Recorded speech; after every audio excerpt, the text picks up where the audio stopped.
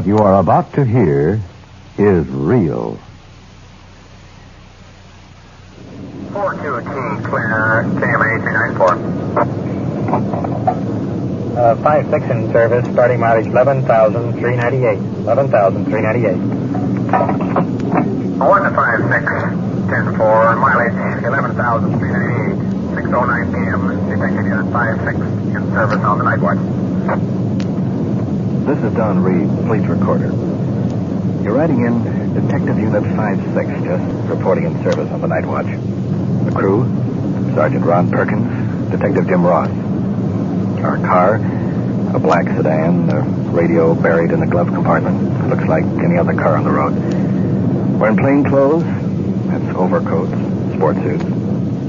This is Detective Unit 5-6. And while you're with us... 1 to all units. This is a repeat. Be on the lookout for one suspect carrying flash gun or explosive instrument creating disturbance on buses in the vicinity of Overland and Menace. Suspect described as white male American, 30 to 35 years, 140 pounds, 6 foot 2 or 3, white overcoat with plaid cap. If apprehended, hold for investigation. Let's say, repeat. Will you check in the area of the bus depot for this suspect? 5-6, roger. That's a repeat bulletin. Other units have been looking all afternoon for this suspect. Apparently, he has some type of flash instrument and scaring citizens to death on the bus lines here. Anyways, I started to say, while you're with us tonight, remember the people you meet are not actors. You see, this is it. This is real.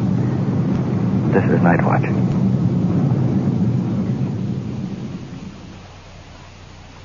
Night Watch, the actual on-the-scene report of your police force in action. There are no actors. There is no script. Every voice, every sound is authentic. The investigations are recorded as they actually occur.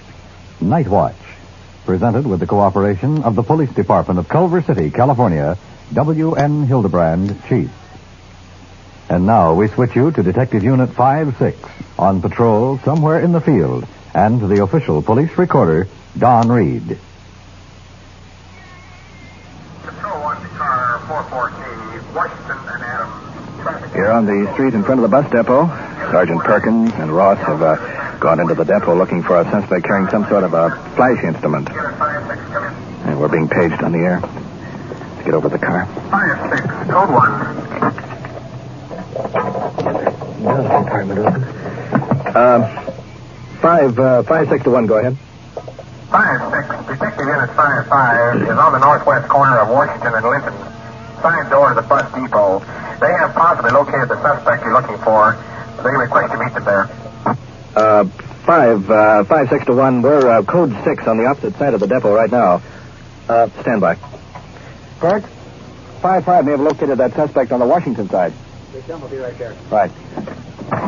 5-6 to Control 1. Will you advise 5-5 that we'll meet them there in just a couple of moments? 1 to 5-6, 10-4.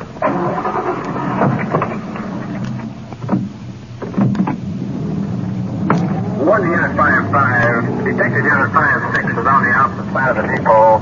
We'll meet you immediately. Just around this corner. Parked at the curb, another one of our detective units. Detectives Southwick and Parker. They're watching something or other up here.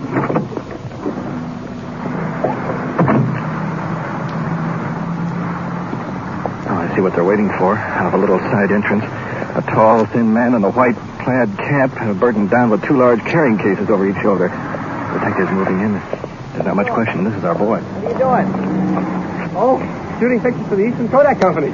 At night? Yes, sir. I just got a picture on the bus. I just got a picture on the bus. Here's the bulb. What kind of picture did you take? What? Well, I wanted to get a picture. I wanted to get a photograph of the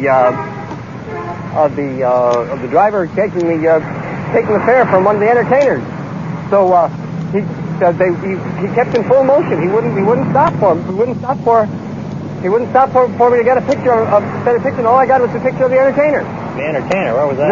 Of the singer. The singing entertainer. Where was this, on a bus? Actually, you said you want to take a picture of on the bus. It was going at full tilt, you know. The bus was going at real high speed. Boy, the flashbulb went off. Boy, a terrific shot of light. So what do? Is that you do that for your own amusement, or are you working for somebody, or what? Well, I used to work for the Herald Express. Oh. And, You got bubble gum, or? I've got bulbs, bubblegum wrappers and stuff. I save them for the, Bubble gum wrappers. Yeah, for the department store. They keep a file, so I keep them in a ready file, in a daily file for them. Who's that? For the department store. You're freelancing now? You're a freelancing photographer. I'm freelancing, I guess. They just issued me a camera, and they issued me film and stuff, and sent me out to shoot pictures. And I only take a picture when my interest is attracted, and I shoot a picture. I don't have any boss or anything, you know. It's marvelous. I just buy the film and shoot the picture, and it just works out perfectly for me. Do you have any particular subjects that you like to shoot the most, or does it make any difference to you? Can I pick up my gum wrapper? Certainly. Boy, oh boy. Pick up a little bit of everything. Huh? Yes. I got a full pouch of tobacco, and a famous cigarette manufacturer offered me a car, 5,500 African cigarettes. Be my guest. Can I get a light for my lighter? Here. I'll light your lighter for I don't you. have any pictures on you that you took, do you? No, sir. I think they're taken care of by the wire service. The wire service picks up the pictures. Picks up the pictures that are interesting to them. I was wondering about those gum wrappers and everything you collect. I noticed you've got peanut butter or candy wrappers and cigarette papers and everything in there. What do you do with all those things you collect? Well, I try to salvage the tinfoil, cardboard, whatever I can collect that just lays. What about the bubble gum wrappers? What are those entitled you to? I mean, how many of those? I don't know how many. I don't know how many bubble gum wrappers do we have? We have over 6,000 bubble gum wrappers. You've collected that many? Really? What else have you collected? I collect matchsticks. I've got 2 full boxes of matchsticks. I used to collect those popsicle sticks. And every time I get 60 or 70 or 100, I wash them clean, and by golly, they go out. So I guess that the ice cream company salvages the ice cream sticks so that they don't go lost. I put on a sombrero and just go along the street, boy, and pick up whatever I find in the street. It turns out to be a value. Really? Is that right? There's a couple things we'd like to talk to you about. You wouldn't mind riding into the station with us, would you? It's wonderful to be protected. Uh-huh. It's wonderful to be watched over. Uh-huh. Yes. Well, I was almost knocked unconscious by the flash of light. Come on, pal. See you later. Detective Southwick and Barker have the young fellow in custody. They'll take him into the station for further questioning. He appears harmless, but he'll have to be checked out. Want a piece? Yeah, thanks. Where'd you get this? That fellow gave it to me. Bubble gum?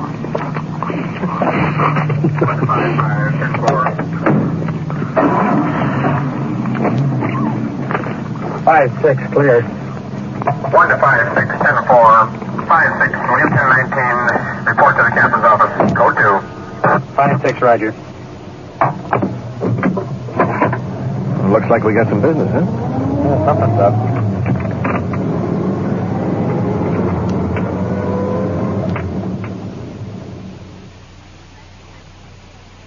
You are listening to Night Watch and following the activities of Detective Unit 5-6 on its tour of duty. Remember, the people and sounds you are hearing are real, and the investigations are recorded in the field as they actually occur. We'll bring you the final results of tonight's action at the conclusion of Night Watch. Right now, there are more nurses than ever before in our country, but the demand continues to top the supply. Yes, the nursing profession is one field where you're always sure of getting a job and having enjoyable work. If you're interested, inquire at the nearest school of nursing or hospital. It's a wonderful profession, one you will be proud of, one you're sure to enjoy. And now we take you to headquarters and to the official police recorder, Don Reed.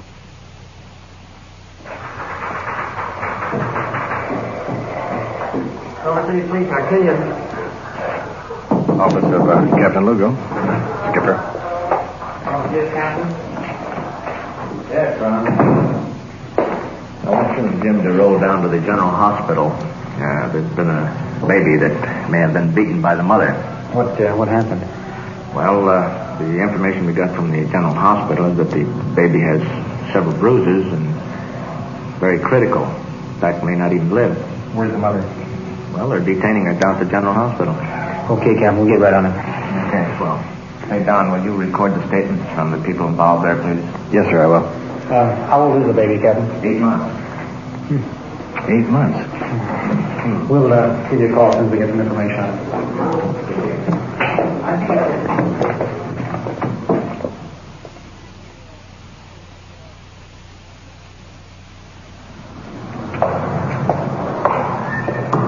Arriving now at the General Hospital in Los Angeles.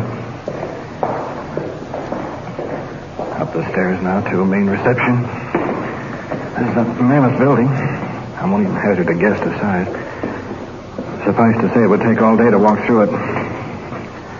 Our job now is to locate the baby. It may have been beaten, and it's in a critical condition. I have to establish what happened. Information desk directly ahead here. White uniformed nurse sitting at the desk. Perkins getting the information. Regarding this baby that was brought in from the police department. Over City. What, you want to go up and... We want to go up and talk to the doctor and to the mother. I don't know what we're going to do. We may place her under arrest. It depends on the circumstances. You want to sign the book?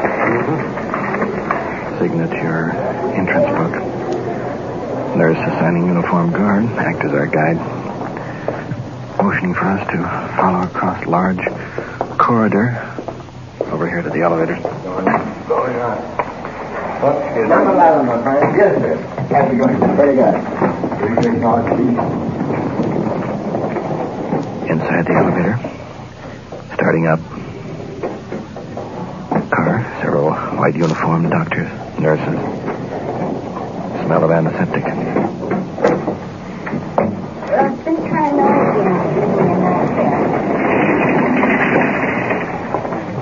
Here's 11. Children's floor.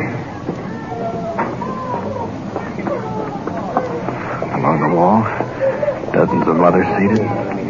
All races, all creeds. All holding babies.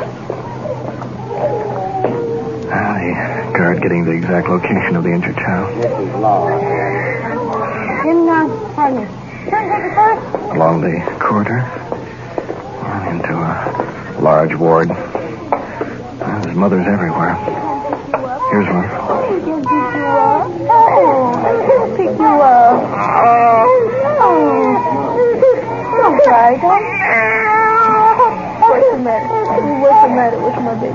You want some? Others have gone ahead. Let's catch up.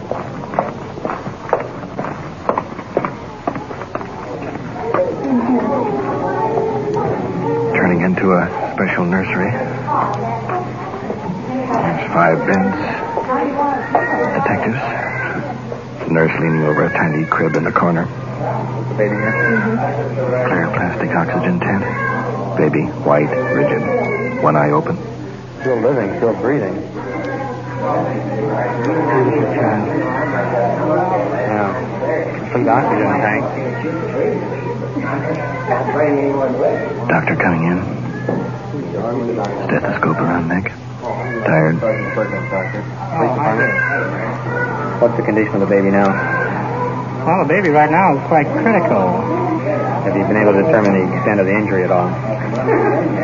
Well, the injury, as far as I'm concerned, is only limited to, at the moment, to the buttocks. That's the only evidence of injury I can notice right now. Is the mother here? Yes.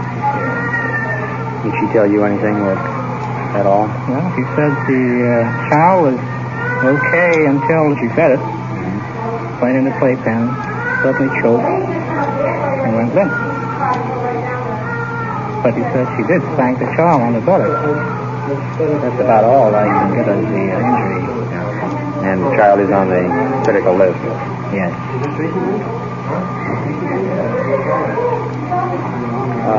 Whereabouts is the mother? The mother is sitting right outside. She's still a very young girl. She's 17. That's all. Really?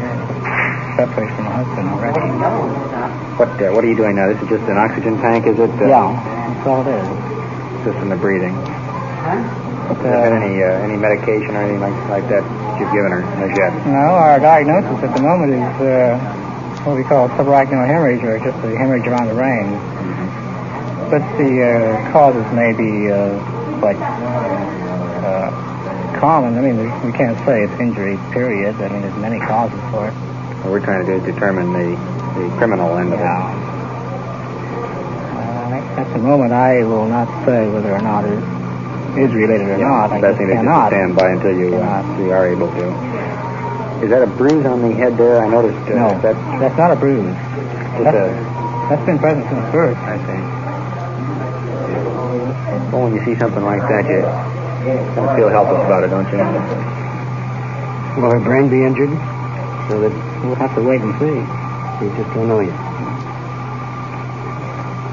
If you pull her through, she's liable to be an invalid for life. Cannot say that. I wonder if we could talk to the mother in your office. Nurse, would you bring her in, please? Moving out into the hall. Special police from the hospital along with us. Into the doctor's office. When I first looked at the baby in oxygen 10, I didn't think that she was alive. We get so many DOAs out here, Daniel. Did they get under your skin after a while? No, it's just funny you get them. I look at them and forget it. Well, it's a little rough on an officer that has a baby. That really hits home seeing the baby. No food when they get home. How anybody can mistreat a small baby like that, a perfect baby. Glancing out the door. Led by nurse, young teenager. Bobby socks. Red hair and pigtails, and anxiety written on her face. This would be the mother. See, we're down here to find out just what happened. And to not only be here to help you if we can, but we do have to find out from the baby's standpoint as to whether anything happened that shouldn't have. Mm-hmm.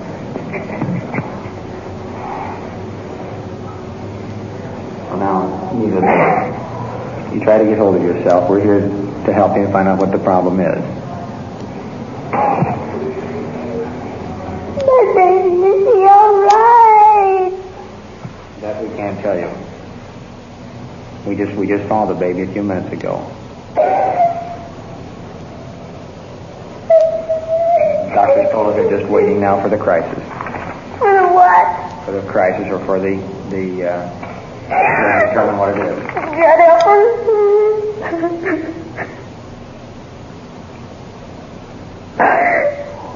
You try to pull yourself together a little bit so I can get these questions. I know it's awful rough on you.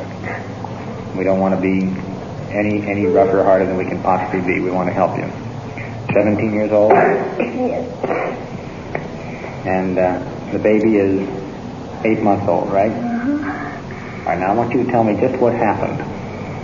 Well, I just fed her baby food, pears, and she had some toast and some milk, and after Did she go into convulsions or anything like that? no, right after she had the toast, I'd let her play for a little while, and then took her in, laid her down, and gave her a bottle, and she just sort of like she never wants to lay down. I mean, she don't like to sleep at all, and she just got, I don't know whether she got choked or what. She just.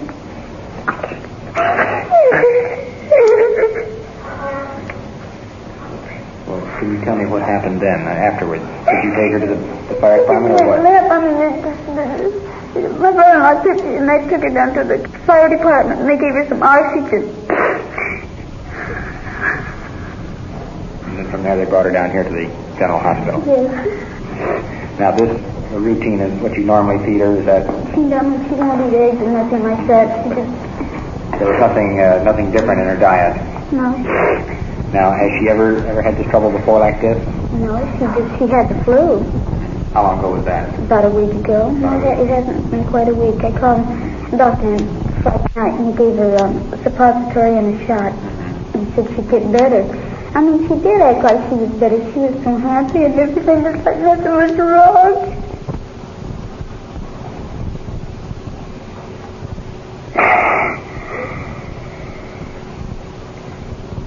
spank her or what? Yeah, I was doing the wash. And, I never let her cry. And I didn't have time. I had to get the wash all done and everything. And, I didn't realize I was spanking her so hard. I was just in a hurry, and she wouldn't lay down and sleep. And, God only knows I didn't mean to spank her then.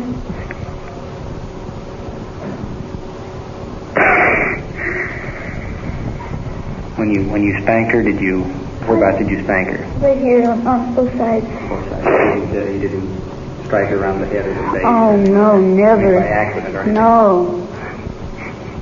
After I spanked her, I started crying, and then she started laughing. Nothing to do about it. I'd pick her up and love her. And it's good. And you don't think at that time that there was any injury or anything like that? She didn't show any injury or any signs of injury? No, after I spanked her, she didn't keep on crying. After I spanked her, I said, now, hush, Mama has to finish the wash. And she took her bottle and went to sleep. Anything you want, Jay? No, Sergeant, no questions. Like the doctor said, you're not supposed to spank a baby when they're that little. Well, pray tell, not to spank them like I did her, but don't you have to spank them? How do you make them mind? Please don't say you've laid beside downstairs. Is there any place that you can... Fine, why don't you do that? Why don't you go with the nurse here and sit there, and then we'll come in and talk to you a little bit, okay? It'll be easier for you. Yes, I do. Thank you.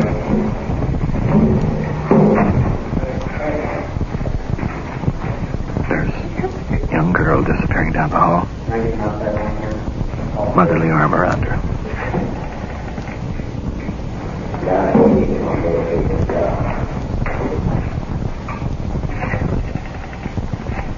What do you think, Jim? Well, the crisis should be coming up before long. If the baby dies, we'll have to hold the mother on a technical charge of manslaughter. Yeah, it's going to be rough no matter what happens. Captain, Miss Perkins. Listen, we're down at the hospital now, and the baby's still in a critical condition. The doctor is not too sure exactly what the cause of it is yet. The baby's in an oxygen tank. And we're going to stand by down here for a little while to see which way it goes. All right, swell. We'll check with you. The doctor thinks it's a hemorrhage of the brain, but he can't determine whether the punishment has anything to do with it yet or not. And the only thing they do is they have the baby in an oxygen tank, and they're just standing by waiting for the crisis. Yeah. And we'll let you know as soon as we get through. Okay. Bye. Well, like everybody else, I guess there's only one thing to do. Wait.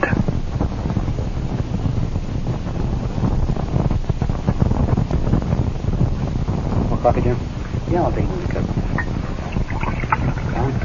No, not for me, thanks. I had enough. Any more cigarettes? Well, I'll check. Here's my last one. Thanks. Smoking butts again. You follow the Culver City detective. Yeah. Do you want to step this way? Thanks.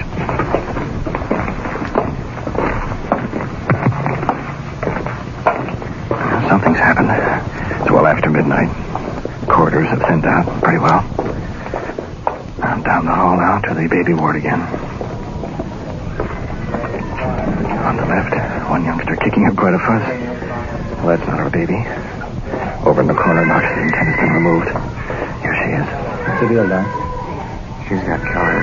It's conscious. The neurosurgeon has looked at her and confirmed our earlier diagnosis. Brain injury. Do you know yet whether the spanking caused it? No, still too early to say, but she's got a pretty good chance.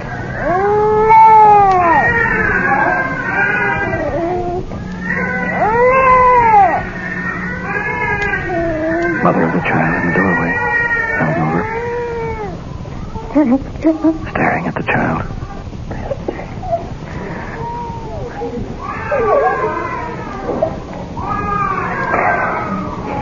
Okay, Doctor.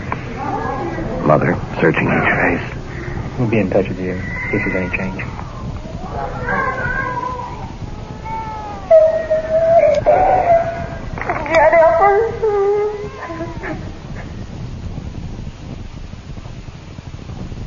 What you have just heard is real.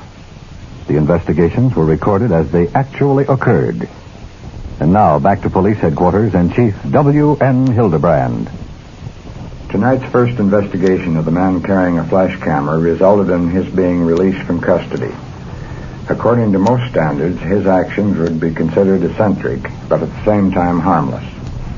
The final case involving the injured child is now a finished story. After several weeks of hospitalization, the child is now well on her way to recovery.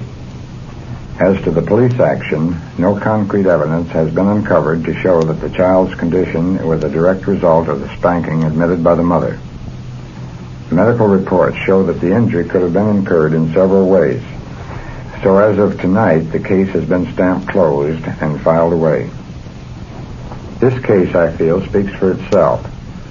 To young mothers, it means one thing. To grandmothers, another. And to the man on the street, still another. Regardless of our opinion, there was something tonight to be learned by all of us. I'll leave it up to you as to what it means. So that we may all continue to learn and understand others is the reason for Night Watch. Thank you, Chief Hildebrand. You have been following the on-the-scene reports of your police force in action. Every voice, every sound has been real. Night Watch, brought to you through the cooperation of the Police Department of Culver City, California, is produced by Sterling Tracy and Jim Hedlock, with technical advice by Sergeant Ron Perkins, and described in the field by the official police recorder, Don Reed.